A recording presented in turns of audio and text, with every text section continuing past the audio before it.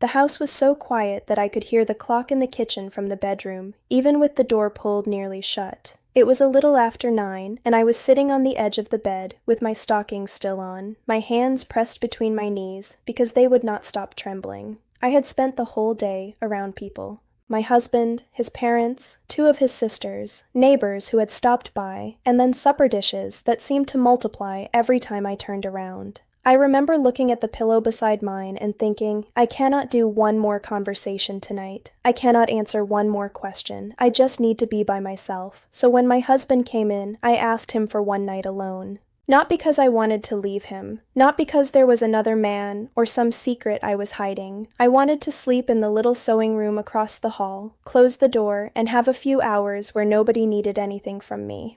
I thought the hardest part would be explaining that to my husband.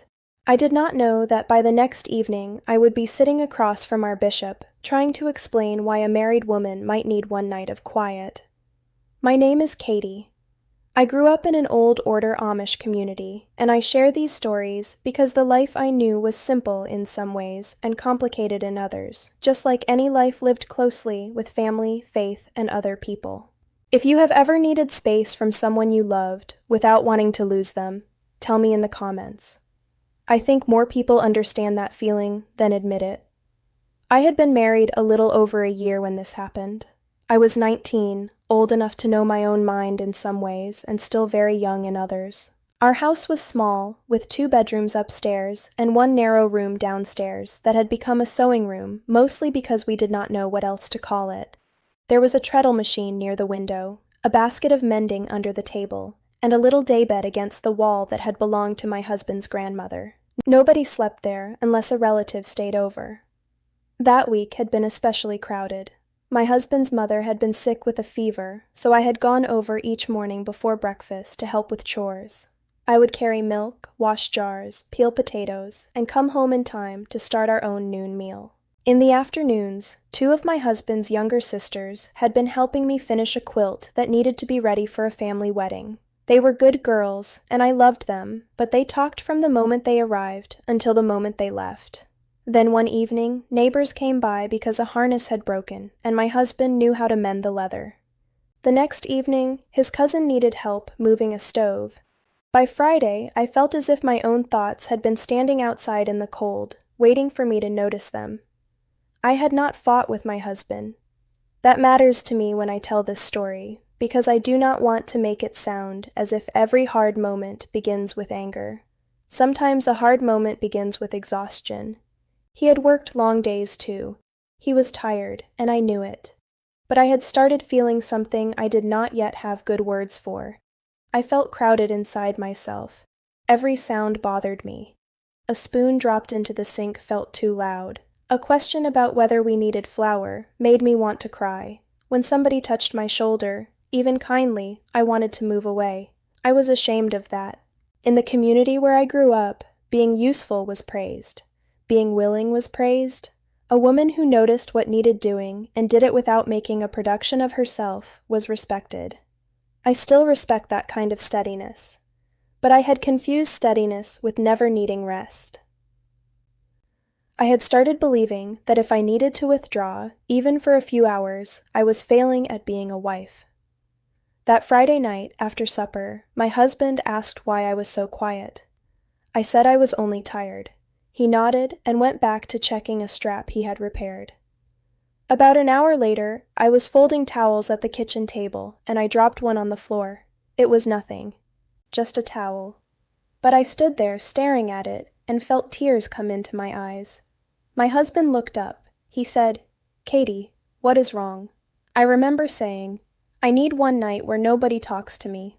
He thought I was joking at first. I did not say it harshly. I did not raise my voice. I said I wanted to sleep in the sewing room, just for that night, and be quiet. His face changed. Not angry exactly. More puzzled, then concerned. He asked, "Alone from me?" I said, "Alone from everyone." He sat down across from me. The lamp was between us, and I could see the shine of the glass chimney reflected in his eyes. He asked whether he had done something. I said no. He asked whether I was unhappy in the marriage. I said no. He asked why a wife would want to sleep away from her husband if nothing was wrong. I did not have an answer that satisfied him, because the only answer I had was, because I am tired. He told me I could rest the next afternoon. I told him that was not the same. He said he would keep the house quiet. I told him that was not the same either. I could hear myself getting more desperate, and I hated that. The more I tried to explain that I was not rejecting him, the more it sounded to him as if I must be hiding some larger reason.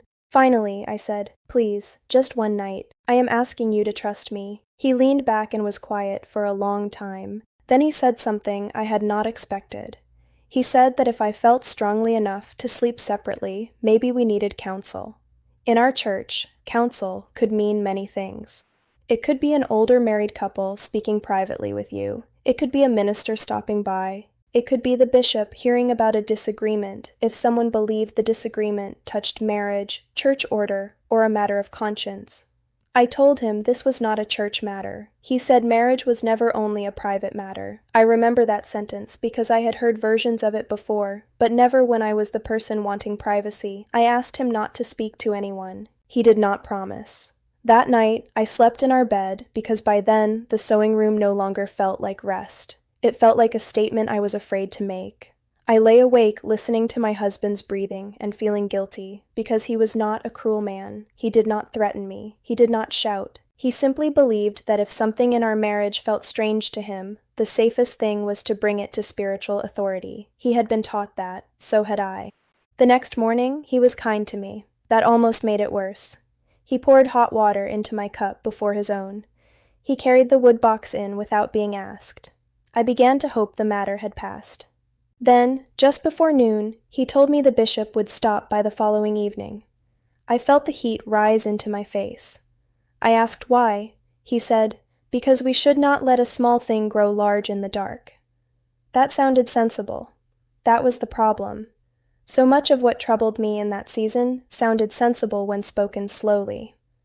I told him again that I did not want to discuss my sleeping arrangements with the bishop. He said we would not discuss details I did not want to discuss. We would only ask for guidance. I said I had not asked for guidance. He looked genuinely wounded then. He said, "I am your husband. If I am worried, am I supposed to say nothing?" I had no clean answer. I loved him. I knew his worry was real.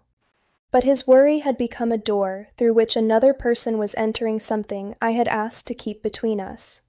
All that next day I rehearsed what I might say.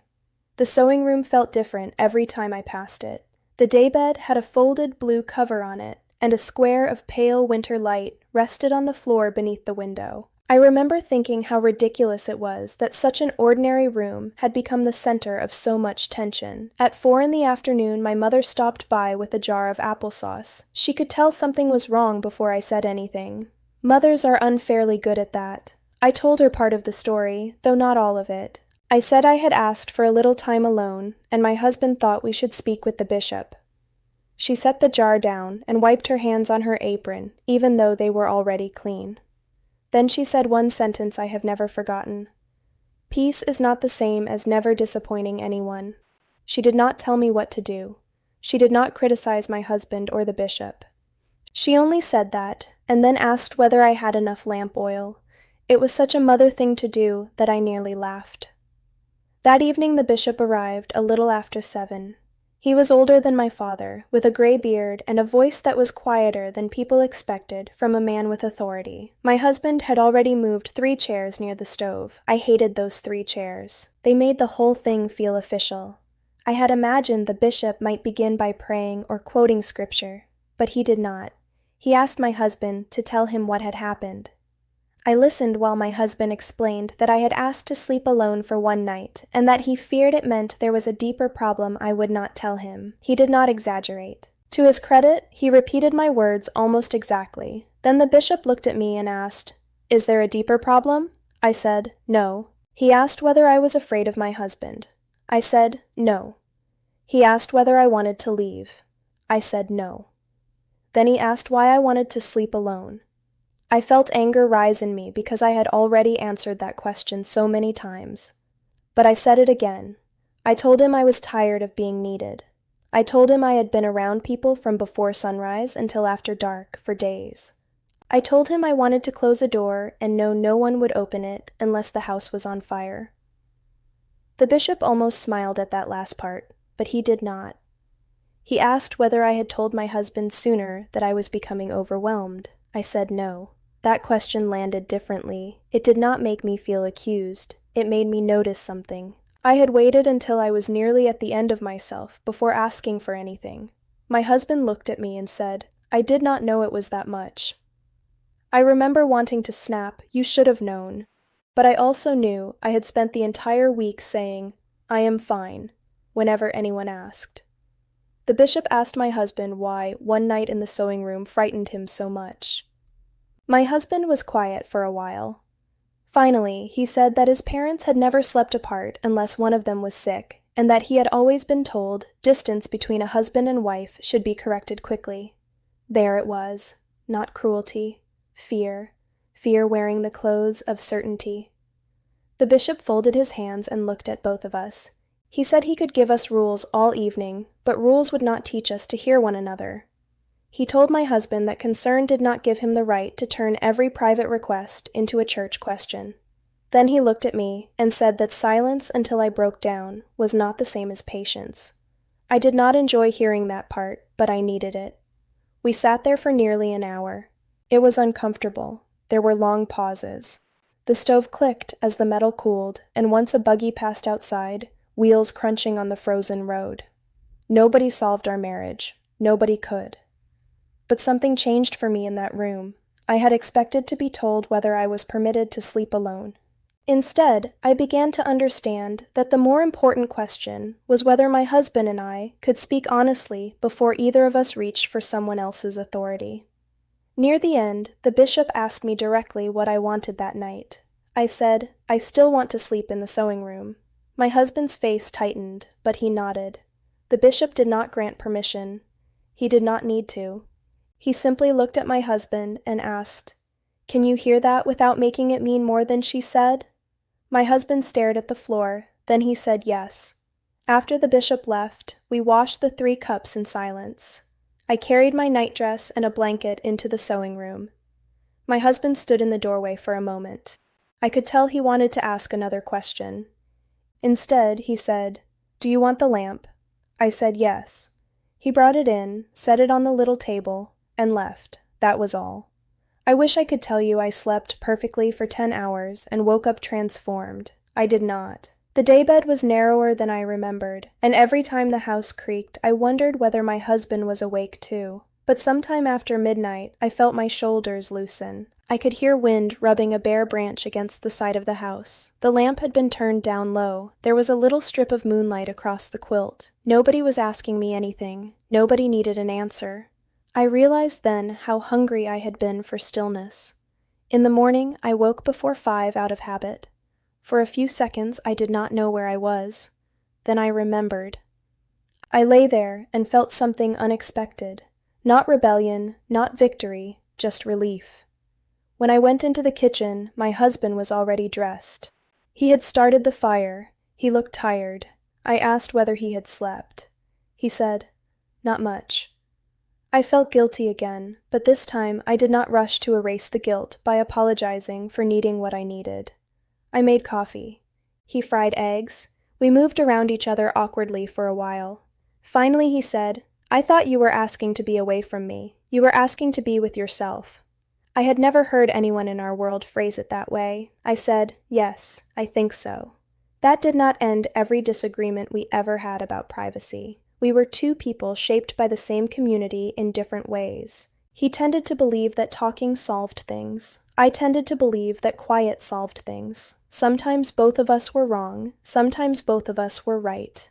What did change was that we started naming smaller needs earlier. If I had been cooking, sewing, visiting, helping, and talking for 12 hours, I learned to say, "I need half an hour alone before supper," instead of smiling until I wanted to cry over a dropped towel. My husband learned to ask, "Do you need help, company, or quiet?" That question probably saved us dozens of useless arguments. I also became more careful about when I involved other people in someone else's private struggle. In a close community, advice is always nearby. That can be a gift. There were seasons when older women helped me in ways I will always be grateful for. There were times when our ministers carried families through grief, illness, and conflict with real tenderness. But closeness can become pressure when every disagreement feels as if it needs witnesses. I learned that counsel is healthiest when it helps two people speak to each other, not when it replaces the speaking.